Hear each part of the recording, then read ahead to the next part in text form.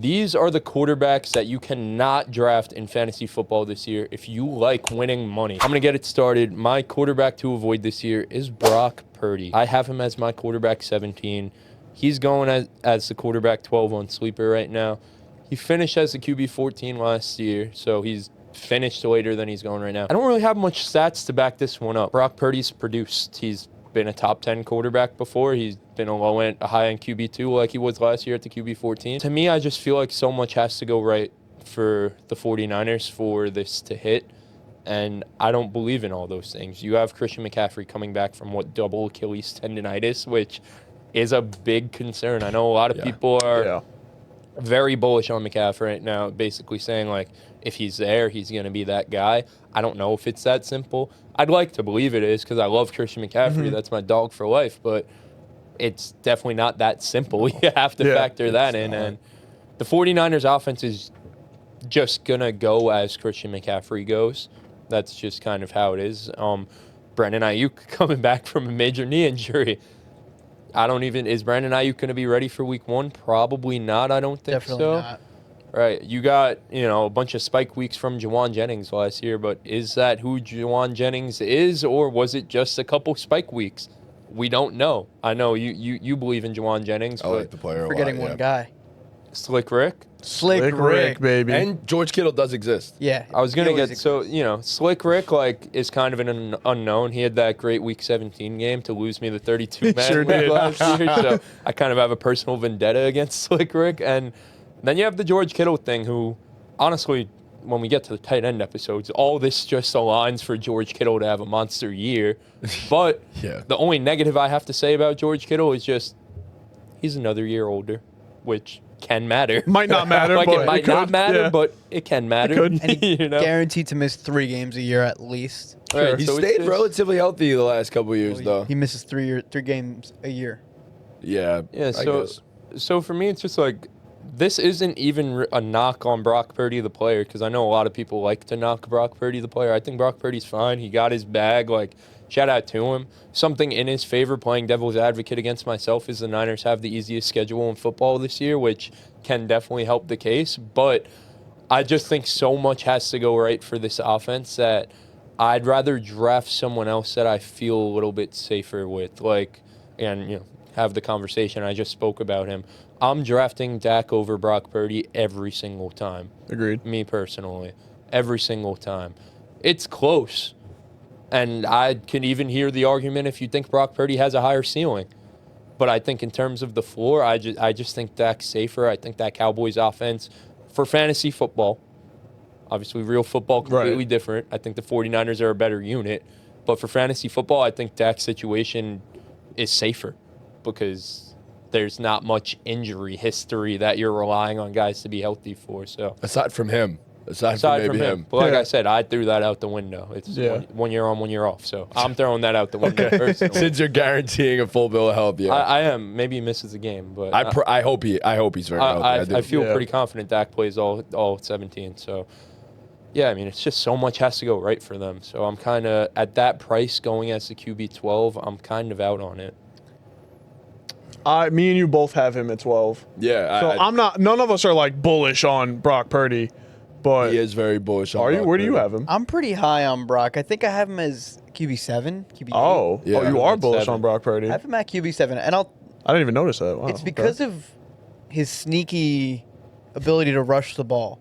Why is it sneaky, Dean? It's sneaky because he's 6'1", 220. He is a big son of a bitch, but why else, Dean? No, he's a small guy. And you don't... 6'1", Wait a minute. 220 is a big son of a bitch. Wait a minute. Quarterback? No. 220 is a big boy at that 220 size. is a big You watch him on the, He's you a watch him on the big field. dude. He's Yeah. In comparison to the other quarterbacks in the league, he's small. small. What's Baker? I don't know. He's Bigger. a big boy. He's definitely bigger. Baker Anyway. probably But he not also much plays a lot. taller. He just plays a lot bigger. He is 6'1". Yeah, Baker's Brock 6'1". taller than Brock. Was QB6, dropped off to QB14, and I'm going to attribute most of that to the offense just not being as good as it was He the year also missed prior. 2 games. Also missed games. Also had 5 rushing touchdowns. It's pretty good for a quarterback. I think that ranks in the top 6-7 guys in rushing touchdowns for a quarterback. 66 rushing attempts, 323 yards. Like, they give him opportunities on the ground, and I think that alone pushes him up. But I could see the world where the 49ers offense is just still a big question mark. So Brock Purdy's rushing upside is exactly what you said about Drake May. Yes. Brock Purdy was running for his life. Yes. Yeah. Nothing was designed. Maybe an option here or there, but for the most, and he did a great job at it. Like, can't take that away from him. He was one of the best scrambling quarterbacks in the league last year, and the stats show for that. But it wasn't anything designed, so it's kind of like a give or take in a way too. Because if the offense returns to form a little bit, then does his rushing upside go down? The passing upside goes up. It's just, I don't know. I'm confused with Brock Purdy. This could totally burn me. Like, this isn't one that I feel like super confident on, but by my numbers, this was like the biggest discrepancy in terms of Where'd you have him? I have him as QB 17. Okay. All right. So I have guys like, I have Matt Stafford going over him, who's a guy I'm very bullish on, and we can mention him at the end. But I have Trev going 2 spots. I have Trev as my QB 15. Okay. And then I have Goff and Herbert as the 14 and 13. And then QB 12 is where he's going. I have Bo Nix as my QB 12. So I feel pretty confident in all those guys I have over him. Maybe Trev is the guy who, you could question, but I also see Jacksonville. I think we all see Jacksonville's offense taking a big step up this year. So if the offense takes a step up, Trevor Lawrence is going to take a step up in fantasy value. So that's just kind of where I slotted Brock Purdy in. I definitely don't feel like it's a lock. Brock Purdy's going to be the quarterback 17. I feel like QB 12 can honestly be a fine range for him, but I don't see the top 10 upside with Brock Purdy this year. I think so much will have to go right for them. I think top 10 is going to be tough for him. I think McCaffrey being back has to eat into his rushing. Whether it's the Christian McCaffrey, if it's a Christian McCaffrey of old, then for sure. But even if it's washed Christian McCaffrey, probably still a decent running back, So that's got to eat into his upside a little bit. Brandon Ayuk was not that good before he got hurt last year, so you really have no idea where he's at. I mean, he was one of the most efficient receivers in football a couple seasons ago, and then, like I said, last year just got off to a rough start, and then tore his ACL. So we don't know where that's at. Ricky Pearsall got shot, got back. I like him as a second-year player. I think he's a good player. I like Kittle, obviously. I think Kittle might just age like wine. And Debo's gone. There's just, like I said, there's a lot of uncertainty with the 49ers. And Brock Purdy isn't this overwhelming juggernaut of a fantasy quarterback for me to have top 10 confidence in him. I agree. So I get it, and I agree with what you said before about the scrambling, because that's the truth. But I also don't know if they've really improved the offensive line to the point where the scrambling's going to go away too much. I don't know. And I don't know if that's going to play to his Didn't they sign advantage. They lost the guard, right? Yeah, they lost the guard, but I mean, if you start bringing up worse offensive lines, going to make him a better fantasy player. I mean, you can go both ways with that. Exactly. I feel like it's silly to argue. He missed 2 games last year, and he was the QB 14 though. So that also does come into account, obviously. Yeah, in terms of points per game, he was the QB 12. Yeah, where he's getting drafted. He's just not as much of a guarantee as the other guys in his range, which I agree with Chris. It's a little bit more of a mystery box. That's Brock Purdy. I think he's a guy. I think he is a guarantee that he's going to be around that range. I don't think you're I don't think when you draft Brock Purdy. Brock Purdy. I don't think when you draft Brock Purdy that you're gonna get much less than a QB 15 finish. Like, I really don't. He's not gonna Brock undersell Purdy owner right here. 100%. I am. Yes, maybe it's a little bit biased. I am high on Brock Purdy, even though I have him at QB 12. I think his upside is great. I think Ayuk doesn't need to come back 100% healthy, because I do think this team has enough weapons to support around him. Yes, I do. I think Ricky's going to have a good second year. I think George Kittle is just God. He is God himself at the tight end position. So yeah, I think these guys are good enough. I think Brock can have a top 10 season. I think QB 12 is honestly just about right. My QB to avoid this year is going to be Justin Herbert. People are still on kind of like the brand name of Justin Herbert. We remember his rookie and sophomore years being QB9, QB2. But if you look at the last 2 years, of Justin Herbert's attempts, or even just this last year with Jim Harbaugh coming into the fold, playing a full 17 games, he threw the ball 500 times. That is a vast, giant difference from what he was doing 2 years ago, fully healthy. He threw the ball 700 times. Jim Harbaugh and Greg Roman are taking away 200 attempts from Justin Herbert. That's not going to cut it in fantasy football. You could tell that they kind of want to they want to commit to the run game in drafting Amari and Hampton in the first round. They want to be a run-first team.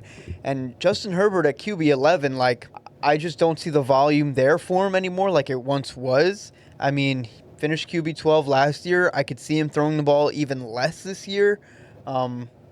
So, yeah, I think that's where I'm at with Justin Herbert. I'm not comfortable with taking him QB 11. I wouldn't be either. I think you have him at, what, 17? I think I have him like one spot higher than that, at like 16 or something. I have Herbert at 15. 15? Okay, I might even have him lower. You but- guys I both actually have have him him at lower. 17. Yeah. Okay. Yeah. He has him at 16. I'm the highest on Herb. I have him at 13. So, Not far off. yeah, I'll play a little devil's advocate. I think QB 11, it's kind of similar to Purdy, though, where it's like the price, I don't feel like you're getting a value there that I'd rather Right. wait and take someone else. Like, I'm not, even though I'm the highest on Herbert than all of us, I'm not going out of my way to draft Herb.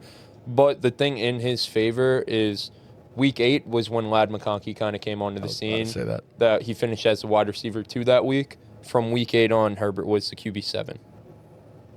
So I just feel like we see a trend of where the offense is going, and it really is taking the ball out of Justin Herbert's hands more and more.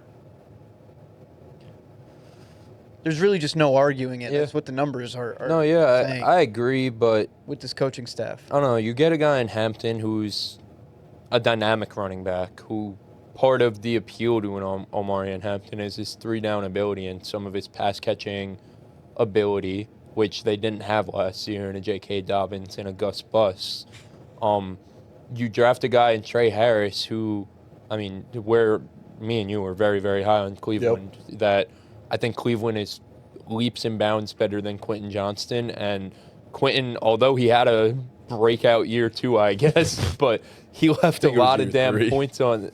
He left a lot of damn points on the board for them last year, and I think Trey Harris is gonna convert on some of those deep shots and be a down the field threat that they didn't have, which will just in turn help Herb. And then, I mean, you got to get Ladd the ball.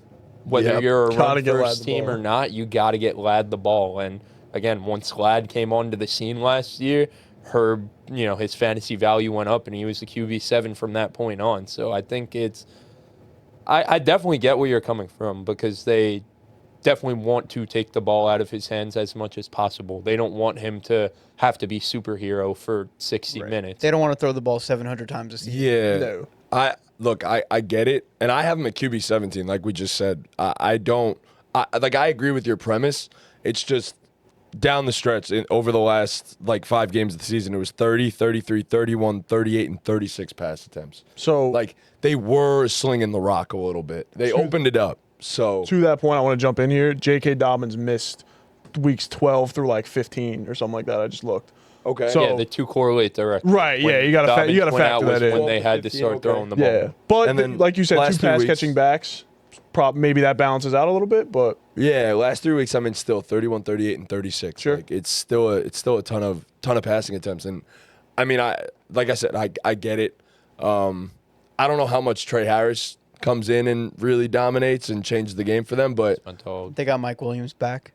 Mike Will, baby. I was just gonna say they might have drafted Keenan Allen and Mike Williams again with Ladd and Trey Harris. For real, they really might have. I think Trey Harris is. I got to use the bathroom. Sorry. No, but he- love what do you love me some Trey Harris. But Herb, yeah, it's just I'm not the drafting him combination. at QB11. I'm not drafting Herbert. I probably won't. The thing with have him Herb anywhere, is he you know? just doesn't have. I agree with Dean's initial point, which is the thing with Herb baked into his ADP is the name value of Yes. Justin Herbert, He's which throwing will, for 5,000 yards before. which yeah, will always be baked into his ADP for as long as he plays football. for sure. with Patrick Mahomes. Right, and his ceiling just isn't what it once was. Yes, I agree. Like I it or mean, not, yeah. I rode this man to a fantasy championship last year. I didn't have a quarterback, and thank God Justin Herbert turned into a stud, and I had the Herbert McConkey stack.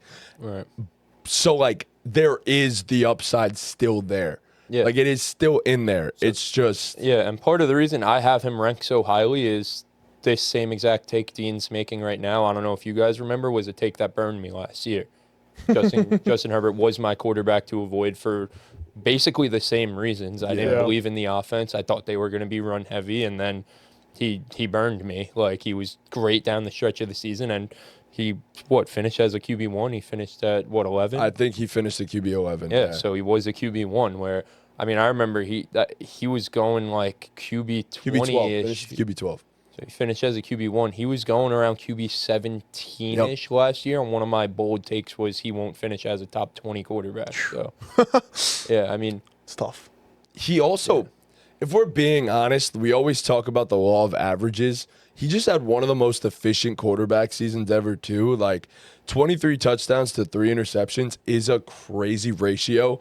Can he throw more touchdowns? Yes, for sure. But We know he can throw more picks. Right, I he mean, did we it in watched that him one do playoff. more in one game, Yeah. like 4 in one game. It's But also, they are constructing this offense for him to be one of the most Yes. efficient quarterbacks in the league. So he has Yes. to keep And it up. they dove into that more with their draft selections, getting sure. a guy like Trey Harris, who, you want to talk about efficiency, that's his freaking game. He was amongst the best, if not the best, in best. terms of yards per route run in college football last year. You draft a guy in Omari and Hampton who's going to just make the run game even better. So it's like they're leaning into that efficiency thing. So it's like, yeah, the law of averages is in play, but also they drafted things to kind of combat that in a way. yeah. You add Mekhi Becton on the O-line too, like this. Forgot about Mekhi Becton. It was good last year. should be a lot Bullshit. of the same from them, if not better. So, as a team, as a football team, I don't know what that does in turn for Herbert's fantasy value. I think QB 17 is low. I think it's too low. Because I Fair. think, like I said, the offense only got better. So it's like, Who do I have directly above him if you could pull it up for me? If one of you can you tell me? you have Drake May 1 spot ahead of him, Okay. and then JJ McCarthy 2 spots ahead of him. That's Infamous JJ. I'm Yo, we gotta get a super- jersey. We gotta get a JJ jersey. We really do got to get a JJ jersey. It's almost too iconic now. We do. You guys know how I feel about JJ in general. I loved him as a prospect. So it's crazy. Yeah, I'm putting him super high, but like same way he's calling his shot on Drake May, I'm calling my shot that he's a top 16, 15 fantasy Yeah, you quarterback have him next at year. So 15. I just think that's crazy, bro. I think there is a world where he finishes. Like, I think it's the world we're living in. I think the passing volume is just going to be there inherently more for Minnesota than it will be for Los Angeles. Like, Granted, Sam Darnold finished ahead of Herbert last year, so if that's the argument, I can't argue it. But I just think it's not just the argument, but yeah. such an unknown. Like, Herbert's so much more of a safe pick to me. Like, I'd just much rather. I guess at ADP, you're getting much more of a discount on JJ. Yeah. But I don't know. Like, I wouldn't. I Can't go wouldn't down this road again. I I wouldn't don't draft wanna- JJ ahead of Herbert Right. because I would just wait on the price to work out for me. Yeah. But I think he finishes higher, so it's I don't know, it's tough. Of course, there's more risk tied to him. Justin Herbert's proven, we know that. But yeah, I think the Like, I ceiling- can't use my Dak argument and say that the ceiling's so high because Dak was a QB2 before, because this isn't the Justin Herbert that was the QB2 in his second year. Yeah. This offense isn't the offense that was similar to that Cowboys offense, similar Yeah. to that Bengals offense where they had no defense, It's a really different no efficiency in the run game. You had just Eckler running the ball a lot of times, but not a lot of yards per carries, where Herbert, in his QB2 year, I think he threw that thing over 600 I times. just said it 700 You times. just said, 700. That's insane. 700 That's that's unreal. insanity. Obviously, that'll never happen again for Right. Justin Herbert. No. So this isn't that Justin Herbert anymore. So He threw 700 times twice. What And the like, fuck? I don't know if this is because they're not going to see the, cut files, Right. the unreleased files. But, like, I don't know if this is a crazy take. Like, I feel more okay with you guys saying you'd take JJ over Herbert than JJ over Dak. I don't know if that's a crazy take, but So you think Dak's I would agree. floor is higher than Herbert's? I think Dak's basically ceiling what- is higher than all of them. Yeah, Than okay. both of them. I'd agree. Ceiling is the roof. Yeah. Ceiling Yeah, of I the can roof. see it. I have Dak above. Yeah, I think I have Dak one spot above. Yeah, at the end of the day, I think we're all in agreement. QB 11 is just Crazy. too steep of a price for Justin Herbert Agreed. right now. Yeah. where I don't think any of us are going to be going out of our way to get Justin Herbert on our team. Nope. Because we don't think he's a top 3 guy. Like, you take a guy in that range to be Have the top 5 ceiling. right. Yes. He just doesn't have it. All right. I'm so curious as to see what you guys have to say about this one because I know I'm going to get torn to shreds a little bit. But my avoid is a guy that was, I believe, a back-to-back top 10 fantasy football quarterback the last couple of years. My avoid in fantasy football this season at the quarterback position is Jared Goff. I just don't like the situation that Jared Goff is in. Yes, the Lions are still a great offense and will be very productive, but a new offensive coordinator after they lose arguably the best one in the entire NFL, an offensive line that has lost some key pieces, namely the center and the heart of the entire offensive line, the one that does a lot of the line calls in Frank Ragnow. This responsibility now falls onto a rookie in Tate Ratledge, or in this case, Jared Goff. So a lot more line changes, a lot more responsibilities. I think they're going to be a lot more on Jared Goff's plate. I think they're going to run the football a ton this season, and especially when you have two running backs that are as dynamic as Jahmyr Gibbs and David Montgomery. I almost just said Jordan Montgomery. As those two, I think there's going to be a hell of a lot more running the football. I think Amon-Ra off a knee surgery this year as well. Are we sure he hits the ground running next season? So yeah, I think there's a lot of question marks in Detroit and not a lot of answers at the current moment. So I'm going to hold off. I don't want to draft Jared Goff at the QB9 price. I think that's a little bit ridiculous right now, and I think that will fall. So, yeah, I don't see the top 5, the top 7 upside in a guy that I'm drafting at QB9. So I'm out on Jared Goff in fantasy football this season. Yeah. I think the coaching turnover in Detroit is huge. I think it leaves a huge question mark left to be resolved. So it's going to kind of just be a need to see it to believe it with the Lions again, unfortunately. So I'm not going to take QB9 Jared Goff. It's just not really what I'm like. I think you'd be silly to do that. No, looking at our rankings, none of us are paying that price, and I think to have Goff over some of the guys that he's over, Dax and the other guys we've named, is literal insanity. Pete's real high on Pete, I was gonna say it's shame we gave Pete the boot because he has him at 7. He'd have a lot to say right now. No, yeah, he'd have a lot to say right now. But so I actually spoke to Pete about this, so I could kind of speak on his behalf a little bit. So his reasoning is just, the coordinator isn't there anymore. They lost guys within the staff, but the infrastructure is there. The guys that were promoted were guys from within who know the system, and Jared Goff has done this for a few years now. There's no reason to believe he takes a step back. So that's... Has he done 7? What's his highest finish? He finished high last year. He was the quarterback 6 last year. Oh, wow, okay. Who's their OC? Couldn't tell you. Yeah, I was gonna ask you guys. That sucks. But because they lost half their fucking I was gonna say, Right, because yeah. we don't know, I'm like 90% certain it's someone who came from within. For sure, yeah. Like, I'll for look sure. it up right now. So their though. offense their whole team was so good. Their whole staff got Right, like the ripped to wide shreds. receiver coach Right. went to the Bears. They lost the passing game coordinator to the Jets. Right. wow. Yeah, it's a lot of. Jared Goff has a lot on his shoulders this season. He has a. So he actually Yeah. wasn't. So it's John Morton. He's a He's a Michigan native. He previously worked with the Lions in 2022 as senior offensive assistant and spent the last 2 years with Denver as their passing game coordinator. So, someone who was there though and knows the system Interesting. a little, but Yeah, they reached deep into their bag for that one. Yeah, they were at a disadvantage because everyone else was hiring coaches while they were still in the playoffs. Yeah. Which I hate. That's so annoying. Stupid. That's so freaking stupid. I just think it's too much this year. I do and I think the price tag doesn't reflect that yet. I think there's, like I said before, I think there's just so much hanging in the balance of unanswered questions that I think that we gotta, you can't look at Goff's price tag and be like, yep, that's the guy that I'm gonna go draft in fantasy football. And I wouldn't even draft him if he was a QB 13 or 14 price tag. I'm really that low on him this season. I agree. think. And it doesn't help that he has no rushing upside. It doesn't. And 2 running backs that are going to tote that damn rock. That's how I feel. That's where I'm at. I don't know. I feel like that. Sorry, I feel like that part of it is just silly because he hasn't had rushing upside the past 2 years, and he's had 2 running backs that are going to. Well, no, I'm only saying that because there's a floor. There's a seriously low floor Sure. if everything doesn't hit. Right. So There's also a super high ceiling. sure. I think you have him ranked at I'm pretty low on him too. I have him at 17. I think I have him like 21. Yeah, none of us are high on him. You have him at except for Pete. 22. I have Yeah. him at 19. Yeah. And Tom, you.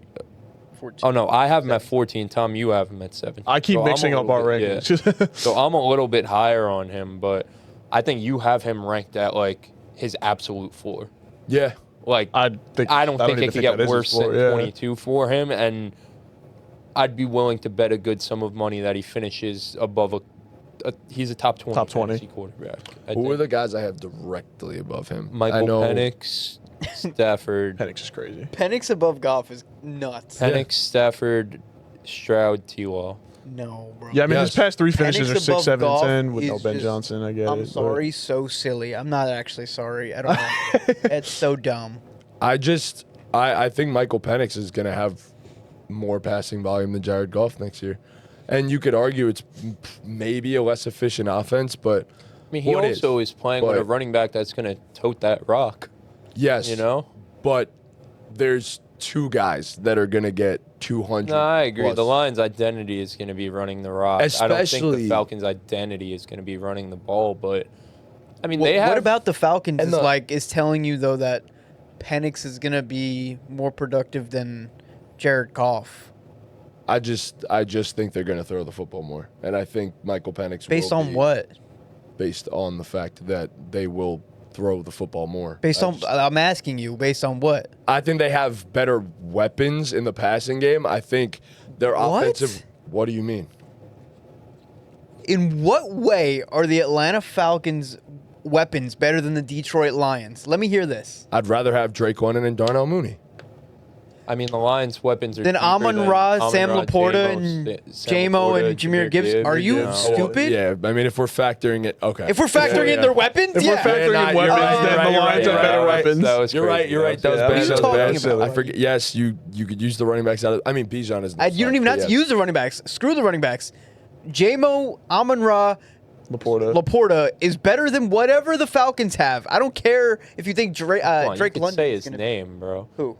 Kyle Pitts. You could say his name. Come on. bro. Come The on. weapons are to. Kyle Say Pitts, whatever bro. they have. End You the know, talk honestly, yeah, right end now. of discussion. Yeah, Right it's now. Kyle. No, it's One Kyle team has Pitts, Kyle bro. Pitts, Yeah, one you're team tripping, doesn't. It's bro. Kyle Pitts. 100%. No, I do think that they're going to throw the football more, and Congrats to I think guys who are look, not as good. I think that for Jared Goff, an offensive line does need to be perfect, and they've taken a significant step back, and I think that's going to matter. I Whose really. offensive line is better, do you think? The Lions still, because the Falcons lost Drew Dalman too. Okay. They Like did the lose Falcons' Drew Dalman. O-line has been great for the past couple of years, but they took a step back Yeah. this year. Okay. So So really, there's nothing about the Falcons that's better. yeah, Okay. I mean the Falcons probably want their identity to be running the rock too, though. They don't have the Lions have. I don't know if this is a stretch, but like I guess kind of like a historical running back duo in terms of duos yeah. we've seen, but. Falcons have a pretty damn good running back duo too. Probably Yeah. the second best in the league, honestly. So it's not up there, top Yeah, 5 at yeah, worst. yeah, You for know, I sure. don't want to rank running back duos right now, but Right. up there to where like, I mean, the focal point of the Falcons' offense is going to be running the ball, especially just getting the ball in Bijan's hands. For as good as Drake London and Darnell Mooney are, whether they are able to establish it or not is yet to be seen, but they're going to want to establish the run the same way the Lions Yeah. want to establish the run. That's the strong suit of the team. I think that if both the efficiency and the attempts go down for Jared Goff, it's just a significantly worse fantasy output. Yeah. So No, I'm I have just- him at 19, but Penix is crazy. I think Penix has a better fantasy season. So I had him at 17 first when I first did it. That's why I said 17 and I saw yours. But then when I spoke to Pete and he was telling me why he had him so high, he kind of convinced me. I was like, I could still factor in him taking a step back and have him at quarterback 14. Yeah. Like, I'm still Yeah. factoring in him taking a step back, the Lions offense taking a step back. You know what I mean? Like, I agree with a lot of your principles. I just feel like you guys, I mean, you have him at 19. Like, you guys kind of went to the extreme. You know what I mean? In a way. My quarterback to avoid in your drafts this year is going to be Bo Nix. Look, I get it. second-year guy, perfect fit for the Sean Payton offense, added some new toys. I see it. But Bo was just not as good of a passer as his quarterback 7 finish would suggest. He was 29th in the NFL in yards per attempt at 6.7. He was 15th in the league in completion percentage at 66.3. I believe 3/4 of his passes were within 10 yards of the line of scrimmage. He does not throw the ball downfield, and that's not going to change. After Sutton, we're all big Cortland Sutton guys on this set. We all know and appreciate Cortland Sutton. After that, I'm not really impressed by the weapons rooms. You can throw Marvin Mims at me, that's fine. You can throw Evan Ingram at me. It's solid. It's not great. And he's just not going to throw the ball downfield enough. They drafted R.J. Harvey. They signed J.K. Dobbins. They're going to run the ball a lot more, which will eat into his scrambling, to his rushing. He had a lot of design runs for him too.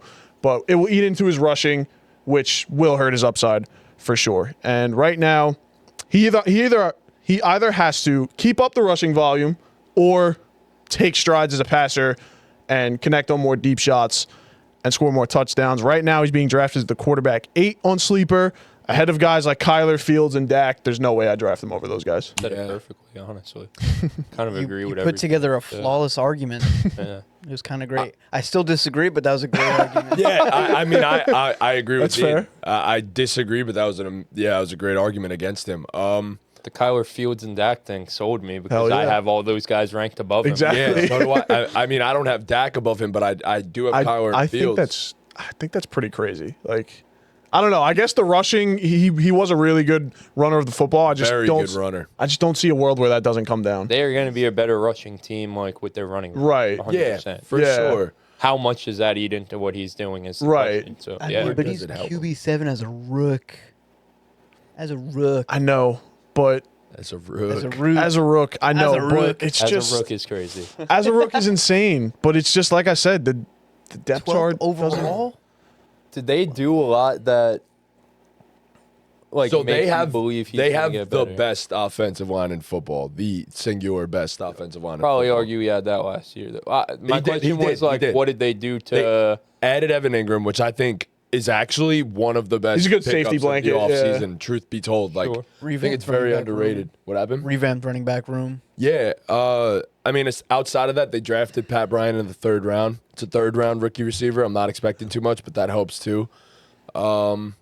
Yeah, I mean, they revamped the entire running game, which I think objectively will help him a ton in the passing game, at least up his efficiency. You didn't have to worry about a threat of a run game at all last year, and that does help the quarterback. Does it maybe take down the volume? Sure, but I don't even think his passing volume was ridiculous in the first place.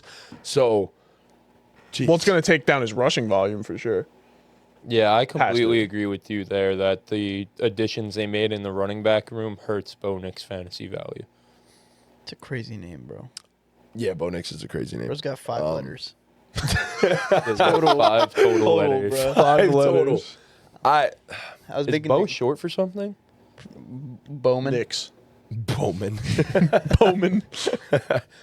And Bojangles. I mean, I'm looking at the game logs here.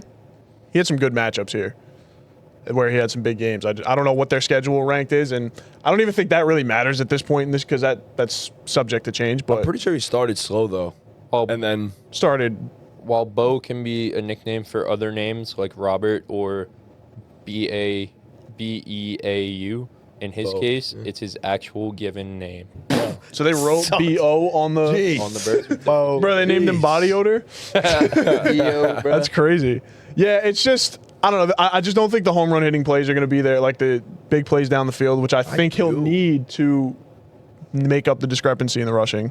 I actually think he's going to have more shots down the field. I think like year 2 in the Sean Payton offense, I mean, their offense all year last year was basically boom or bust. It's we're going to dink and dunk or we're going to throw the ball 60 yards downfield. And that was pretty much that's been the Sean Payton offense. And I mean, I think there will probably be more of the same of that, to be quite honest with you. And I think they'll even throw the ball downfield more because I think the running game will open up the rest of the field. I understand what you're saying is that hurts his fantasy value, but I also do think it brings so much to it too because you have to respect it now. And that makes Bo's life a little bit easier in the passing game. Like, yeah, I do believe there's going to be. But is he that good of a downfield passer too? Where like he has to capitalize on those? He was a good downfield passer. He was better than a lot of people anticipated in terms of that. That's fair. So Yeah, he was pretty damn efficient. Yeah. So that's fair. I don't know. I love Bo. Jason really turned me into a Bo Nix fan. I wish he was here right now. He'd probably strangle me. But. Yeah, he'd be pissed. But I don't know. I think Bo Nix might just be a staple in the top 10 in fantasy. Truth be told, I really do. I think he has the rushing. Yet. I think he has the rushing 4. I see the vision. I do, but I'm just not there yet. That's fair. Yeah. I think his floor is like lower than what we saw from him last year. Like, it's definitely crazy to say he was playing at a ceiling last year, and I don't think that, but okay. I think like there's a floor for Bo that we haven't seen yet that I think is outside the top 10 quarterbacks, where it's QB 12 to 14, where you and I kind of have. Yeah. I don't think it gets worse than that. Like, I don't think he's a guy who's going to be like the 20th fantasy quarterback, but I think there's a floor that's lower than where he's going. And I guess you can make that argument for anyone. But he is QB 10 on Sleeper? 8. 8. Oh, 8 is high. 8 is high, dude. That's what it is. I think I have him at 9. Correct me something if I'm wrong. like I think that. I have him at 9. Yeah. You two both have him at 9. Pete has him at 9 as well. Okay. I have him at 12. Tom has him at 14. So. Yeah. Sheesh. Okay. Yeah. I mean, I get it. I see what you're saying. I just think there's so much working in his favor that, like, I wouldn't draft him where he's at. Again, you want value, but I wouldn't say not to draft him if you believe in him. So. Yeah, I wouldn't say not to draft him overall, but like that price has to come down. 8 is I just can't do it at 8. I don't know if it does.